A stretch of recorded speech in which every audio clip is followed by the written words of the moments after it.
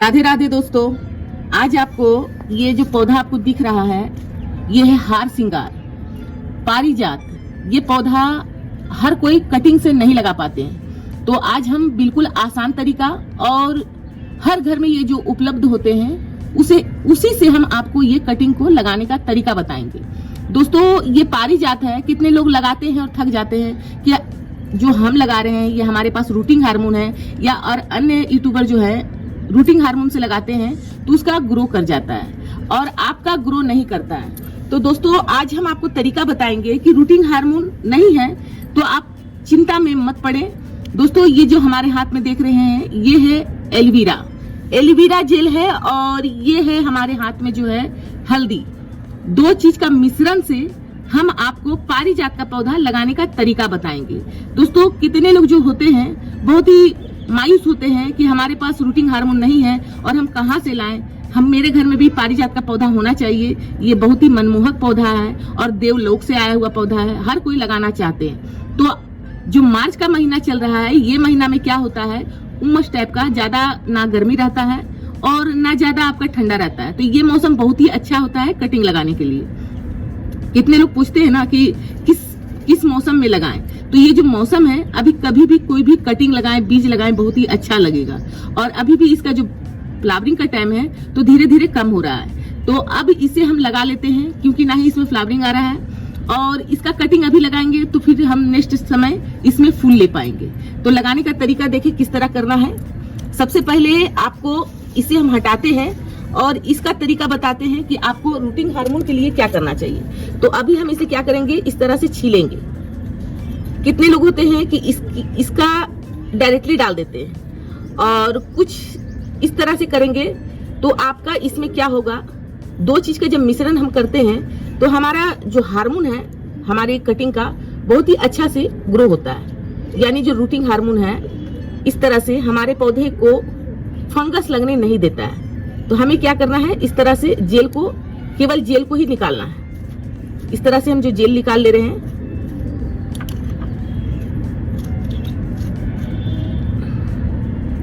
बाकी इसका हम बताएंगे कि इसके बाद आपको क्या करना है। तो इसे हम रखेंगे साइड में और इसका जो है अच्छा सा पेस्ट बना लेंगे।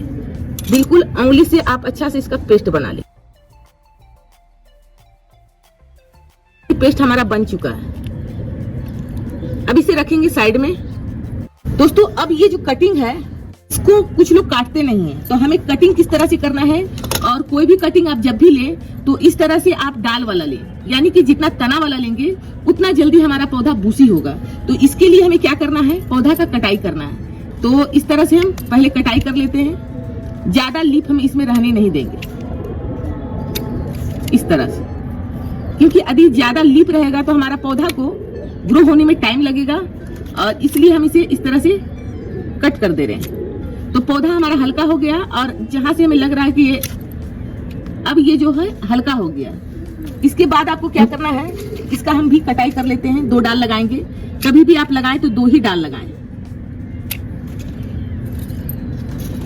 क्योंकि एक ग्रो किसी कारणवश से ना हुआ तो आपका दूसरा ना उम्मीद नहीं करेगा, वो देगा ही। और कभी कभी क्या होता है कि हमारा जो हम कटिंग लगाते हैं दोनों हमारा ग्रो कर जाता है। तो इसका देखभाल है, नेचर किस तरह कहाँ रखना है वो सारा बताएंगे आपको। इस तरह से हम कर लिए। अब जो करना क्या है, ये जो पार्ट है, ऊपरी पार्ट जहां पर हमारा जड़ आता है, तो हमें उसे छीलना है। तो सबसे पहले हम इसे क्या करेंगे, इस तरह से चाकू की मदद से इसका परत को छील लेंगे। अब जो दोस्तों इसे हमें छीलना है इस तरह से।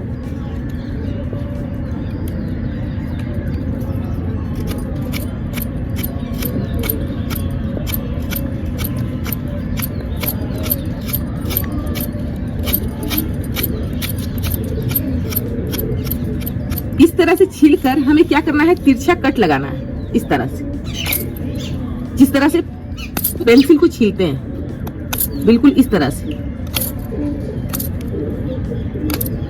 इसी तरह हम दूसरा में भी कर लेंगे।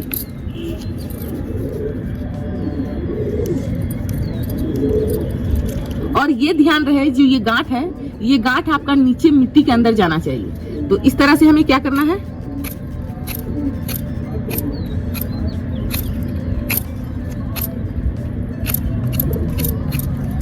और इसे फिर से उसी तरह तिरछा कट लगा लेंगे। अब आपको ये बताते हैं तिरछा कट क्यों लगाया जाता है। तिरछा कट में क्या होता है, यहाँ पर किसी भी प्रकार से हमारा कोई चीज ठहरता नहीं। जैसे कि हम पानी देते हैं तो पानी हमारा धड़ाके से नीचे चला आता है, नमी केवल रहता है, जिससे हमारा रूटिंग हार्मोन जो हम लगाए रहते हैं वहां पर जड़ आने का जल्दी से जल्दी वो काम करता है। इसी कारण से तिरछा कट लगाया जाता है। अब ये जो पेस्ट है, ये पेस्ट कैसे यूज करना है ये देखें। तो यहाँ पर इस तरह से लगाना है, भर भर के लगा दें।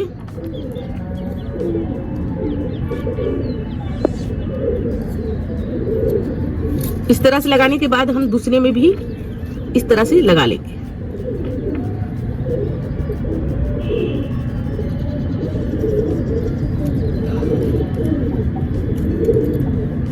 अच्छा से लगाने के बाद आपको करना क्या है, जहां हम ऊपरी भाग में कटाई किए थे तो ऊपरी भाग में भी हमें इस तरह से लगाना है, ताकि हमारा ऊपर से फंगस या कीड़े का अटैक इसमें ना हो।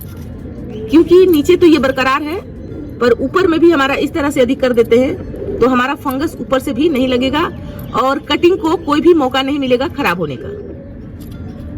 इस तरह से जहां आप कटर से दाग लगाए हैं वहां इस तरह से कर दें। अब दूसरी बात है कि मिट्टी इस तरह से लेना है। अब कुछ लोग होते हैं कि बड़े गमले में लगा देते हैं, तो बड़े गमले में हमें नहीं लगाना। छोटा गमला इसलिए चयन करने के लिए रहता है कि इसमें पानी नियमित मात्रा से रहता है, मिट्टी जितना नम होना चाहिए उतना रहता है। जब हमारा पौधा ग्रो हो जाता है, जब पौधा हमारा देखते हैं कि अभी ये डेवलप करने लगा है, तो कम से कम 2 महीना इसमें हम पौधा रहने देते हैं, क्योंकि जल अच्छा से विकसित हो जाए तभी हम दूसरे गमले में कन्वर्ट करते हैं। तो हमारा पौधा किसी कारणवश से भी नहीं मरता। कभी कभी क्या होता है कि पौधा ग्रो होता है, तुरंत ही उठा के हम दूसरा जगह लगाते हैं तो पौधा हमारा मर सा जाता है। तो इस तरह से आपको गलती नहीं करना है। अब करने के बाद क्या करना है, किसी तरह से इसमें हॉल करना है। जैसे कि हम यहाँ किए और यहाँ का मिट्टी हम ढीला करके इस जगह से इस एरिया में डाल दिए और हाथों से आप दाब दिए। क्योंकि जब आप पौधा लगा रहे हैं तो आप पहले ही आपको ये सब देखना है कि हमें किस तरह से करना है। तो यहाँ पर भी हम कर देते हैं और इस एरिया को इस जगह से हम लगा देते हैं इस तरह से। अब आपको क्या करना है, जो हम बताएं कि एलोवेरा जेल हम बाद में आपको बताएंगे, तो ये जो बचा हुआ हमारा है तो हम मिट्टी में भी दे देंगे। और मिट्टी हमारा किस चीज से बनाया हुआ है जो हम मिट्टी में डाले हैं वो भी बताते हैं। पहले इसे हम डाल लें, ये पानी में डाल लिए। थोड़ा सा हमको हल्दी डालना है, यही वाला हल्दी हम इसमें डालते हैं, क्योंकि मिट्टी में भी हमारा किसी भी प्रकार से फंगस हो तो हमारा ठीक हो जाए। इस तरह से हमें क्या करना है, डाल देना है। अब इसे इस एरिया में रखना है जहां पेड़ों का छांव मिले, यानी कि धूप तो मिले ही पर इसे नमी भी मिले कि ताकि ये जो पानी है हमारा ना सूखे और मिट्टी नम रहे। और इसे मिट्टी हमेशा नम ही रखना है। जैसे कि हम पानी डालें, हमारा धड़ाके से ये पानी निकल गया। ये बहुत ही अच्छा गमला है और मिट्टी भी हमारा इसमें रेत मिला हुआ है, गार्डन की मिट्टी है। और आपका जो नारियल का बुरादा होता है जिसे कोकोपीट बोलते हैं, वो तीनों चीज का मिश्रण मिला के हम डालें। इसमें कोई भी खाद नहीं है। तो ये पौधा हमारा कम से कम इसको ग्रो होने के लिए 15 दिन लगेगा, यानी इसमें जड़ नहीं बनेगा, केवल ये मजबूत बनेगा और जड़ का डेवलप करेगा 15 दिन के अंदर, और महीना दिन के अंदर इसमें जड़ आना स्टार्ट हो जाएगा। तो ये तुरंत ही आपको उखाड़ना नहीं है, ना ही इसे हिलाना है।